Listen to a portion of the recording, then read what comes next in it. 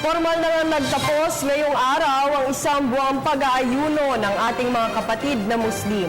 Silipin natin ang naging pagdiriwang ng Muslim Filipino community sa Eid al-Fitr mula sa ulat ni Princess Habiba Sarip Paudap. Masaya't makulay. Ganito na ilarawan ng ating mga kapatid na Muslim ang pagtatapos ng Ramadan, ang isang buwang pag-aayunong batay sa sugo ng Allah Subhanahu wa Ta'ala. Kasama ang kanilang mga pamilya, sa iba't ibang panig ng bansa, ipinagdiwang nila ang masayang pista. Sa aming mga nakalap na mga litrato, mula Luzon hanggang Mindanao, bumuhos ang iba't ibang pagbati at mga litratong nakakatabang puso at maging ng mga cute na mga batang sa social media sa araw ng Eid.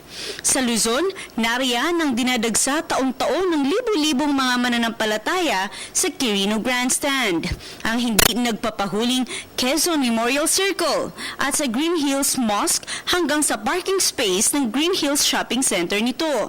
Sa Visayas, nariyan din ang masayang litratong in-upload ni City kasama ang kanyang mga kaklase sa nursing school.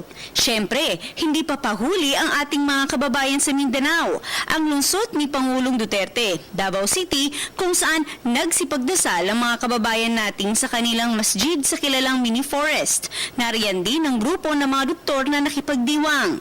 Sa nakasanayang center kung tawagin na masjid sa Marawi City na dinadagsa din ng ating mga kababayan.